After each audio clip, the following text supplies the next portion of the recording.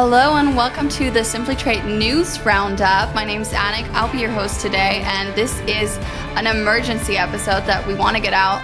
Today is March 4th, and at midnight, Trump had announced tariffs on Mexico, China, and Canada that went to effect this midnight. So people are kind of scrambling. We also have seen retaliatory tariffs, which we'll go over during this episode, and kind of giving you an outlook on what's happening, what you should know, what you should expect. Consumers, how are they affected? Businesses, how are they affected? Kind of giving you a rundown about what is happening right now and how you can navigate throughout this time. And obviously, I'm not alone because I won't give you the exact rundown. I have a specialist here with me, Cindy De Leon, which she is a former CBP import auditor and owner of De Leon Trade Consulting. Cindy, thank you so much for coming this late notice. I know we called you up yesterday. We're like, please come in. We need someone to talk on this. We need this for our listeners. So thank you so much. I also want to say hi to one of our, hosts usually who hosts the regular show, Lalo. So thank you so much, Cindy, and thank you, Lalo, for coming on today.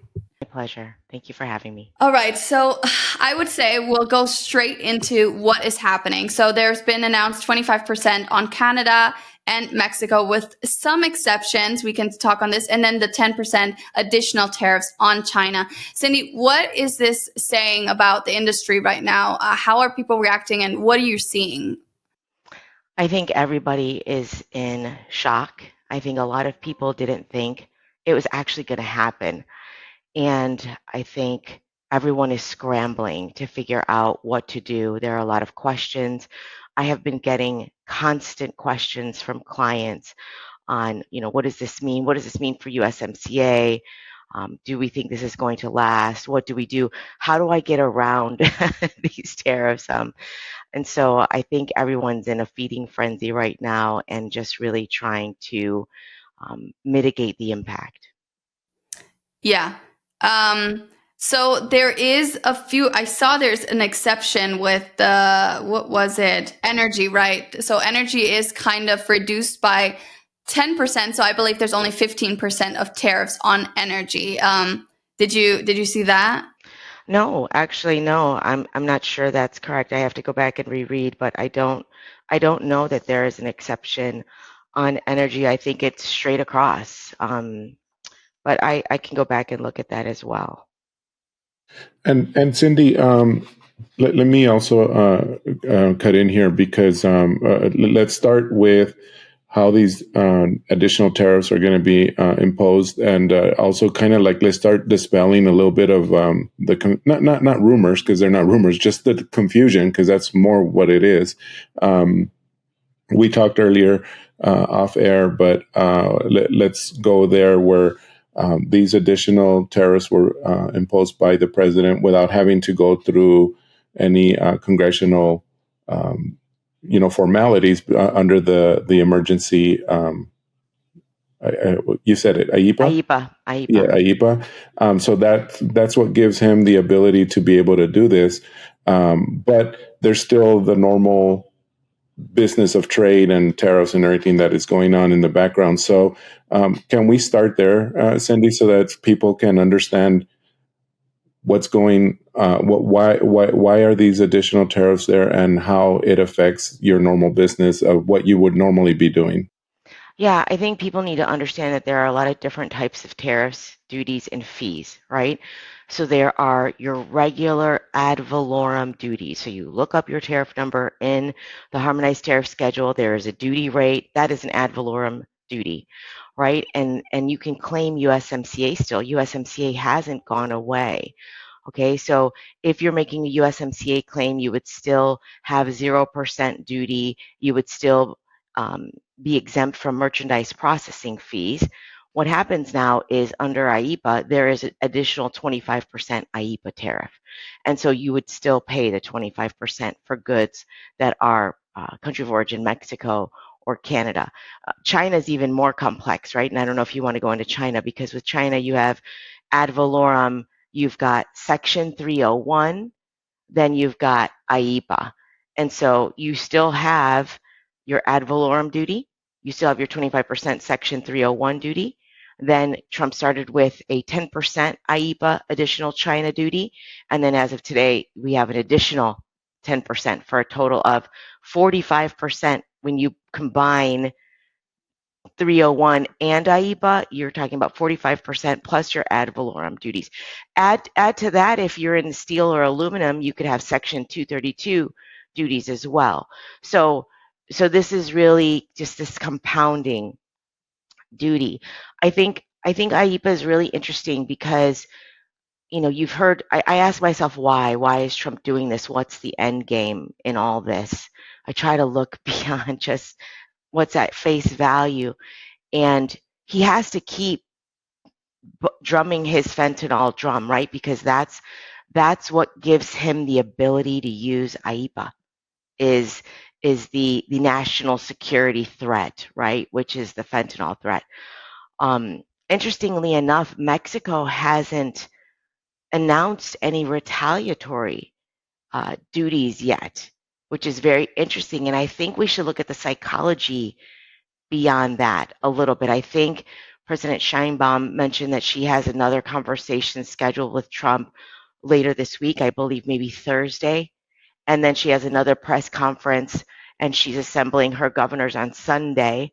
So I think the Mexican government is still trying to be very diplomatic in their response to this in hopes that they're able to bring resolution to the issue, which many of us believe will hopefully go away within a 30-day or less time frame. Yeah, and that's so interesting because I would have expected the opposite.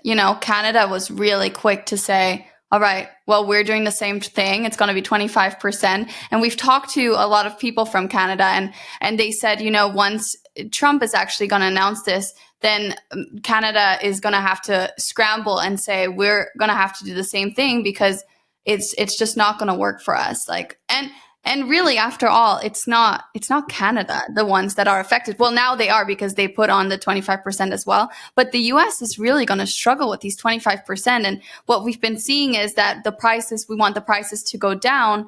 And suddenly we have these 25% on all these goods that are coming into our country that are going to be more expensive. And here we come to a different problem is that importers kind of need to look at their supply chains and determine how these tariffs impact their cost structures, because I don't think some of these businesses can handle 25%. Or, if you didn't prepare for this and thought that this wasn't happening, which we've talked to so many people and they said, act like this is happening. You need to be prepared.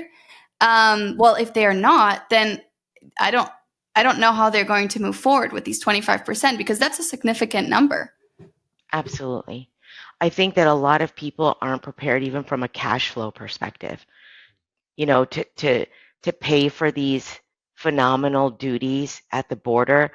I think of pharmaceutical companies, for example, like some of these duties and some of their products are coming in and they're bringing in billions of dollars of these very expensive pharmaceuticals. What's going to happen when Trump levies these duties against the European Union, where a lot of pharmaceuticals come from? I think it's going to be really the national security crisis is going to be right here in the United States, and it's going to be because of these tariffs, to be honest. So,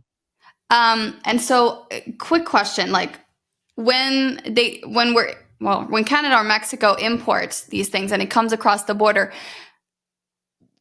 what is the process like? Like, is they're going to be denied right at the border, or is there going to be a denial before, or there's obviously paperwork involved, but how does Sure. the process really work? Well, first of all, we've been kind of telling everybody to have their customs bonds in place, so a bond is kind of like your insurance policy. It lets the goods flow through the border without any interruption, but it's the importer's kind of promise to pay customs, the duties and fees that are owed. And a lot of companies are going to have to greatly increase their bonds because their duties are going to increase significantly. And so the goods come through the border. most importers now have a periodic monthly statement account or an ACH account where those duties get pulled right from the importer's account on a monthly basis. And so if those reserves aren't there in those accounts, when that money gets pulled by customs on a monthly basis, a lot of companies are on these periodic monthly statement programs. It's going to be a problem. They're going to have, revocation of importer rights. They're not going to be able to import if their bonds and their accounts can't support the duties that have to be pulled from those accounts. Okay, so that, and again, let's just put this on the table real quick. Kind of like running out of extending your limit on your credit card. You can't keep charging if you've reached your limit. Yeah, and then so again, the importer is on this side of the country, correct? So yes, the money is really happening in the States. Like, this is where the real problem is, the States, because they're paying it. They're having to pay it. 100%. I mean, some of the statements that have been made in the past about the Chinese government paying these duties, or now let's say the Mexican or Canadian government's paying these duties, is laughable. I mean, the U.S. importer of record absolutely is on the hook to pay these duties.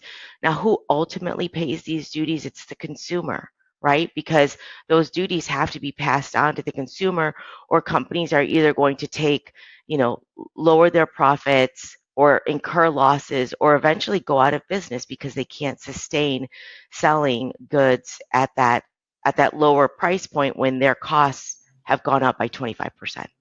Well, Cindy, I want to also add the idea that's been floated that in case Mexico does decide to do any retaliatory tariffs or duties, these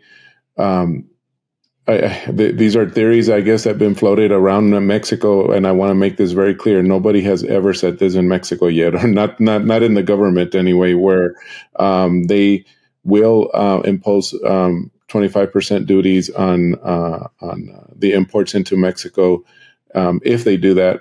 But that includes even the IMEX program or the Maquiladora program. As we all know, whoever practices in the Maquiladora program, we all know that those are temporary imports going into Mexico, and they are pretty much are duty free. You don't have to pay duties. You pay perhaps taxes or processing fees. Yeah, the value add tax and the DTA. That which is the equivalent of our MPF, right? But other than that, they're duty free. But there's talk, or when you look at LinkedIn or other places, there's talk about like they might eliminate that, which is pretty harmful if you look at it for the United States importers into Mexico, because they're importing into Mexico on a temporary basis to assemble a product, and then they export it back out to the U.S. So I mean, we're looking at 25 plus 25 going in and 25 going out. I mean, that would really, really hurt someone. I mean, don't you think that's like also like in Donald Trump's words, who's holding the cards there, I guess, because Mexico could actually probably do that. I mean, have you heard that, or have you seen that? Absolutely. Let's dispel a few misconceptions. I agree with you wholeheartedly, Lalo. And honestly, the IMEX program, the Maquiladoras, the finished good that ultimately a U.S. consumer buys can go back and forth across the Mexican or Canadian border multiple times before the good is completed. Think of an automobile. There are multiple sub-assemblies that are coming back. You might send it to Mexico. They work on it a little more. Then it comes back to the U.S. They work on it a little more. It goes back and so forth. So if 25% is getting levied each time that product is going back and forth, the price point when the good is completed is just catastrophic, right, at that point. I think also, let's talk a little bit about reciprocal tariffs. When goods come into Mexico, they're coming in duty free, like you said. A value added tax that gets assessed gets refunded when the goods come back out and come to the United States. So it's really just an inventory control program in Mexico to make sure the goods come back out.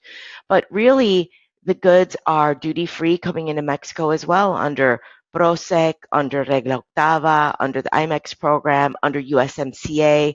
So there are multiple regimes in Mexico for duties as well as fees like VAT and DTA to be refunded in order for us to have a more level playing field. And I do have another question, which it's a little bit of complex to explain, I feel like. So now that the 25% are proposed and they have to comply, obviously these businesses, importers have to comply. You mentioned these might be gone in 30 days, or we don't know when they could say next week, okay, we're not imposing these tariffs anymore, so you can operate as before. And obviously there's goods coming in right now, which should be on these 25%, but you said that they're not paying this immediately at the border. There's a certain fund that goes monthly. So would they still be paying it even if he announced next week, oh no, these tariffs are not applying anymore, but they did come in right now on these 25%? So does this still have to be paid even though he said next week? Yes, unless he were to come back and say, let's say a week from now, Trump were to strike a deal with Mexico and eliminate the 25% or take back the 25%. I mean, he could just as easily say we're retroactively going to, eliminate the 25% as of March 4th. He could do that. We just don't know. As of right now, they're dutiable. As of today, they're dutiable, and those duties are going to have to get paid, and they'll get pulled out on a broker's daily statement process or on an importer's periodic monthly statement process. Either way, those duties are assessed as of today. So behind the scenes, this is a problem, not just for, the importers or like on just kind of everyone scrambling inside of the business, right? Like, how are we doing this? How are we paying for this? Like, where is this money coming from? Or what do we do with the consumers? Are we pricing high? I mean, you can't, set the price higher to the next day, but you still have to pay the duties. It's just so complex for industries to be scrambling from one day to the next. Yeah, and I don't think that there's any one answer for any particular company. There are companies who've been preparing for this for a long time and have the contractual language in place to pass on these duties and fees to the consumer. I've talked with some clients who are literally adding a line on their invoices to their customers here in the US saying this is like a duty surcharge, and they are being very transparent about it. It's a line on the invoice, and they are passing those costs on to the US wholesalers, let's say. And some companies don't have that contractual language, have established contracts that say, this is our price, this is what we're buying from you for 2025, let's say, and that price really can't move. And they might even have the contractual obligation to fulfill those quantities. And so it's a really big problem. I think it's going to put several, companies out of business here in the United States. Do you think that some of these businesses might even halt their imports, or whatever is coming in, and say, we can't import right now, like this, we don't have a set I think that might happen for. Do you think that? I mean, I don't know. A couple of things on that. I think that might happen for the short term. I think maybe for a week or 2 weeks while we figure out what's going to happen with the conversation between the Mexican government and the U.S. government later this week. What's going to happen when Mexico speaks to the press on Sunday?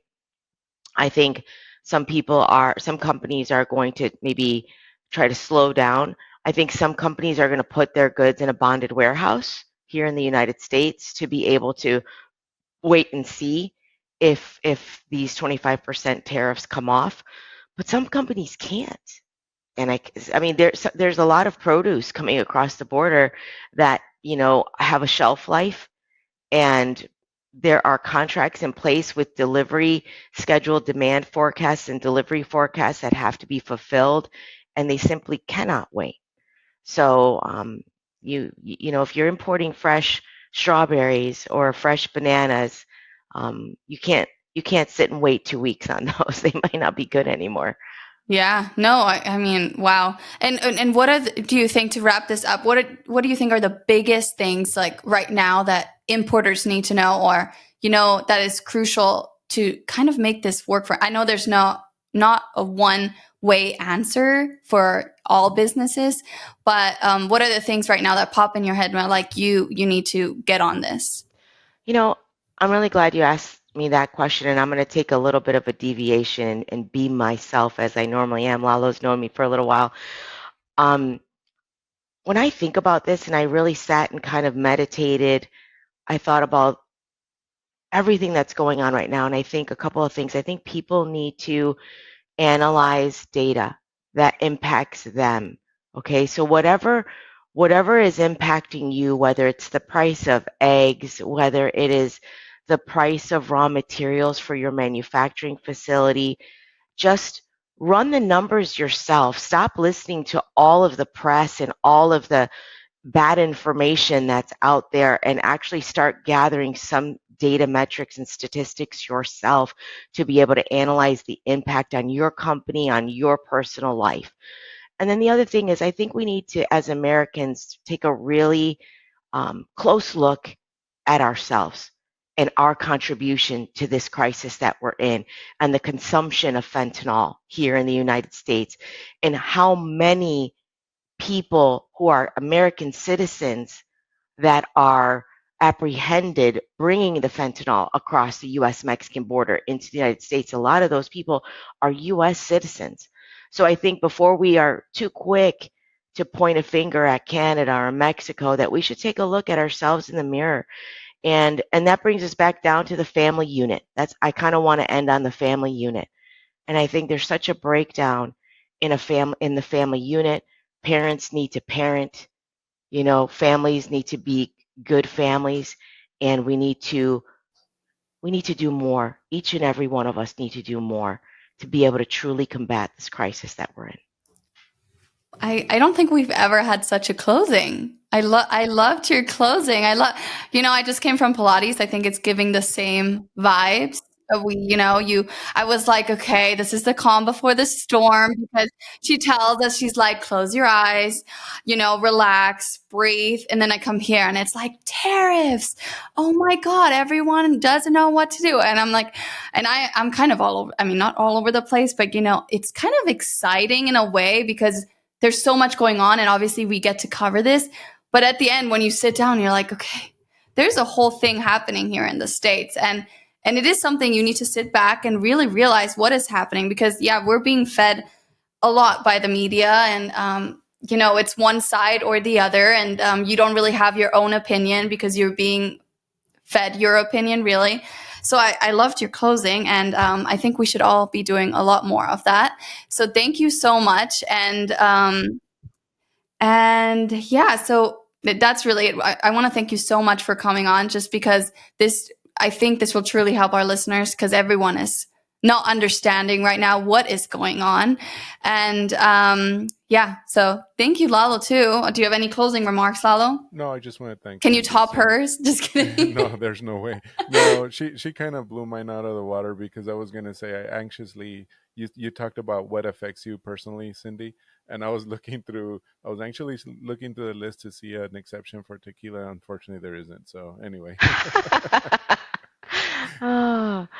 But anyway, I liked yours. So thank you so much, Cindy, for coming in like super last minute. Everybody, so y'all know, we did record this morning, March the 4th, and we're releasing it right after we're done here, March the 4th. So we're hoping to get this, and we'll get more updates as they come, later in the week and on to next week.